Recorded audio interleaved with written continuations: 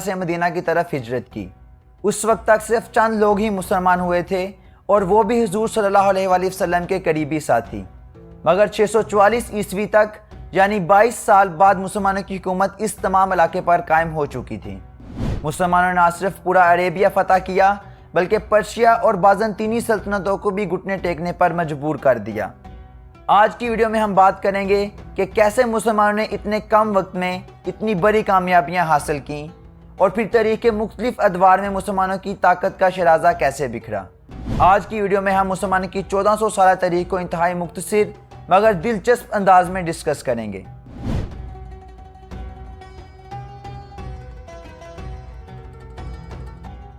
हुजूर सल्लल्लाहु अलैहि वसल्लम की पैदाइश से पहले अरेबिया के इर्द गिर्द दो बड़ी सल्तनतें मौजूद थीं।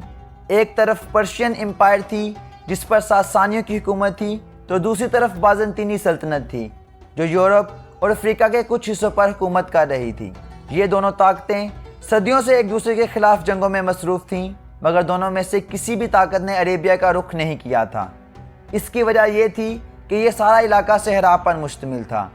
इसमें ना तो पानी था और ना ही ज़राअत, कुदरती वसाइल और मादनियात भी नापैद थे।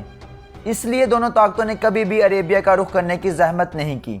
570 ईस्वी में हुजूर सल्लल्लाहु अलैहि वसल्लम मक्का में पैदा हुए और 40 साल की उम्र में आप सल्लल्लाहु अलैहि वसल्लम को 610 ईस्वी में जिब्राईल अलैहिस्सलाम के ज़रिए पहली वही मौसूल हुई और यहीं से इस्लाम का बाकायदा आगाज़ हो गया। हुजूर सल्लल्लाहु अलैहि वसल्लम को मक्का में बहुत ही मुश्किलात का सामना रहा। इसलिए हुजूर सल्लल्लाहु अलैहि वसल्लम ने 622 ईस्वी में अपने चंद साथियों के साथ मक्का से मदीना की तरफ हिजरत का इरादा फरमाया और यहीं से इस्लामी कैलेंडर यानी हिजरी कैलेंडर का आगाज़ हुआ। मदीना में हुजूर सल्लल्लाहु अलैहि वसल्लम और सहाबा कराम रज़ियल्लाहु तआला अन्हुम की मेहनत से इस्लाम फैलना शुरू हो गया और मुसलमानों की तादाद में इजाफा होता गया। 632 ईस्वी में हुजूर सल्लल्लाहु अलैहि वसल्लम इस जहान फ़ानी से पर्दा फरमा गए, मगर अब तक मुसलमान एक अच्छी और मुस्तहकम पोजीशन में आ चुके थे। हुजूर सल्लल्लाहु अलैहि वसल्लम के वसाल के बाद हज़रत अबू बकर सिद्दीक़ रज़ियल्लाहु तआला अन्हु मुसलमानों के खलीफा मुंतखब हुए और उन्होंने अपनी खिलाफत के 2 सालों में अरेबिया के बहुत से इलाके फ़तह किए। हज़रत अबू बकर रज़ियल्लाहु तआला अन्हु के बाद हज़रत उमर रज़ियल्लाहु तआला अन्हु मुसलमानों के खलीफा मुंतखब हुए। हज़रत उमर रज़ियल्लाहु तआला अन्हु के दौरे खिलाफत में मुसलमानों ने बाज़ंतीनी और पर्शियन जैसी बड़ी ताकतों को ललकारा और उनके बहुत से इलाके फ़तह कर लिए। 638 ईस्वी तक मुसलमानों ने हज़रत उमर रज़ियल्लाहु तआला अन्हु की क़यादत में बैतुल मक़दस भी फ़तह कर लिया। 641 ईस्वी तक पूरा शाम, मिस्र और फ़लस्तीन मुसलमानों के कंट्रोल में आ चुका था। हज़रत उमर रज़ियल्लाहु तआला अन्हु के बाद हज़रत उस्मान रज़ियल्लाहु तआला अन्हु के दौरे हुकूमत में भी मुसलमानों की फतूहात का सिलसिला जारी रहा। हज़रत उस्मान रज़ियल्लाहु तआला अन्हु के दौरे हुकूमत में पूरे पर्शिया पर मुसलमानों की हुकूमत कायम हो गई थी। इसके अलावा शुमाली अफ्रीका के बहुत से इलाके भी इस्लामी रियासत का हिस्सा बन चुके थे। 656 ईस्वी में हज़रत उस्मान रज़ियल्लाहु तआला अन्हु एक बगावत में शहीद हो जाते हैं। वो 12 साल तक मुसलमानों के खलीफा रहे। हज़रत उस्मान रज़ियल्लाहु तआला अन्हु की शहादत के बाद हज़रत अली रज़ियल्लाहु तआला अन्हु मुसलमानों के खलीफा मुंतखब हुए, मगर शाम में हज़रत अमीर माविया रज़ियल्लाहु तआला अन्हु कुछ इख्तलाफात की बुनियाद पर हज़रत अली रज़ियल्लाहु तआला अन्हु की खिलाफत को मानने से इनकार कर देते हैं और यूँ मुसलमानों में खाना जंगी शुरू हो जाती है और मुसलमानों की फतूहात का सिलसिला थम जाता है। हज़रत अली रज़ियल्लाहु तआला अन्हु की शहादत के बाद हज़रत अमीर माविया रज़ियल्लाहु तआला अन्हु की हुकूमत कायम हो जाती है। खिलाफत राशिदा का खात्मा हो जाता है और बनु उमैया का दौर शुरू हो जाता है। बनु उमैया के दौरे हुकूमत में मुसलमानों की फतूहात का सिलसिला फिर शुरू हो जाता है। बनु उमैया के दौर में ही तारक बिन ज़ियाद स्पेन के साहिल पर कश्तियाँ जलाते हैं और पूरा स्पेन फतह कर लेते हैं। दूसरी तरफ मोहम्मद बिन कासिम सिंध के साहिल पर दस्तक देते हैं और मुल्तान तक का इलाका फतह कर लेते हैं। लेकिन दूसरी तरफ देखा जाए तो बनु उमैया के दौर में ही वाक़या करबला जैसा दिल खराश वाक़या होता है और हुजूर सल्लल्लाहु अलैहि वसल्लम के नवासे ज़िबाह कर दिए जाते हैं। 749 ईस्वी में बनु अब्बास बनु उमैया के खिलाफ बगावत कर देते हैं और कूफा पर कब्ज़ा कर लेते हैं। 750 ईस्वी तक स्पेन के अलावा बाकी तमाम इलाकों पर अब्बासी अपनी हुकूमत कायम कर लेते हैं। बनु अब्बास और बनु उमैया में फैसला कुन जंग रिवर ज़ाब के किनारे लड़ी जाती है, जिसमें बनु उमैया को शिकस्त का सामना करना पड़ता है। उस वक्त अब्बासी खिलाफत दुनिया की सबसे ताकतवर इस्लामी रियासत थी। अब्बासियों के शुरू के दौर को मुसलमानों का सुनहरी दौर कहा जाता है, کیونکہ اس دور میں مسلمانوں نے سائنس، آرٹس، ثقافت اور ادب میں اپنا لوہا منوانا شروع کر دیا تھا۔ 1000 عیسوی تک عباسی خلافت بھی کمزور پڑ جاتی ہے۔ اس طرف سلجوق سردار اپنی حکومت قائم کر لیتے ہیں تو اس طرف فاطمی خلافت قائم ہو جاتی ہے، مگر سلجوق سلطنت میں طاقت کسی ایک سردار کے پاس نہیں ہوتی، بلکہ بہت سے سردار چھوٹے چھوٹے علاقوں پر حکمرانی کر رہے ہوتے ہیں۔ مسلمانوں کی اسی کمزوری کا فائدہ اٹھاتے ہوئے صلیبیوں نے بیت المقدس پر دوبارہ قبضہ کر لیا۔ مسلمانوں کی اس ڈوبتی نیا میں آخری کیل منگولوں نے ٹھوکا۔ منگولوں نے جب ان علاقوں کا رخ کیا تو سلجوق سرداروں نے بنا کسی مزاحمت کے منگولوں کے سامنے ہتھیار ڈال دیے۔ 1258 میں منگولوں نے ایک بڑا حملہ کر کے بغداد کو زمین بوس کر دیا اور یوں مسلمانوں کی حکومت ختم کر دی گئی۔ لیکن منگول جلد ہی مسلمانوں کے رہن سہن اور مذہب سے متاثر ہو کر مسلمان ہونے لگے۔ چنگیز خان کی وفات کے بعد 1300 عیسوی میں منگولوں میں خانہ جنگی شروع ہو جاتی ہے اور منگول سلطنت 4 حصوں میں تقسیم ہو جاتی ہے۔ ان 4 میں سے 3 حصوں پر قابض منگول حکمران اسلام قبول کر لیتے ہیں۔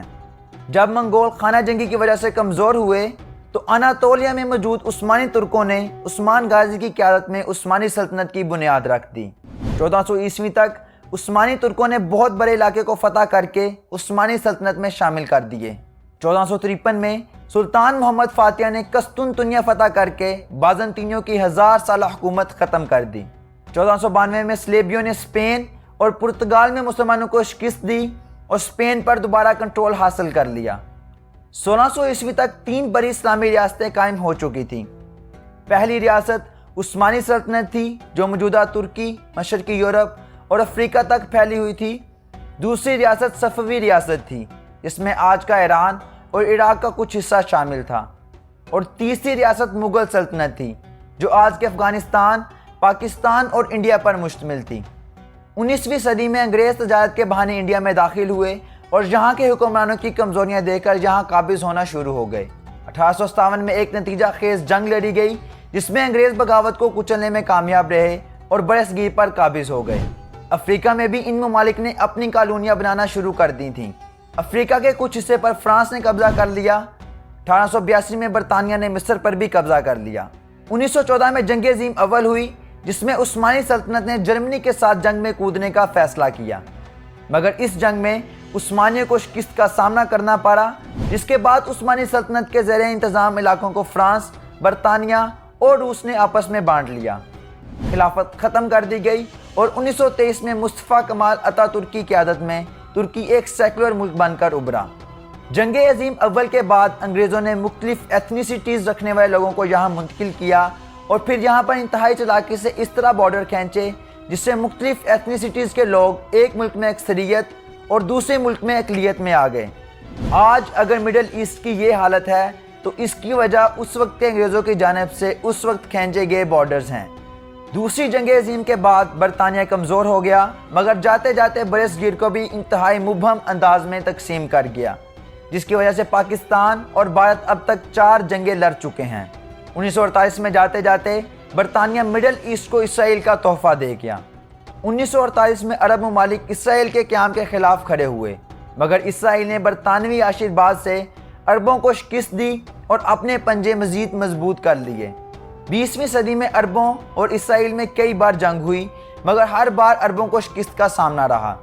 نئے بننے میں مسلم ممالک نے بھی مختلف نظام حکومت قائم کر لیے۔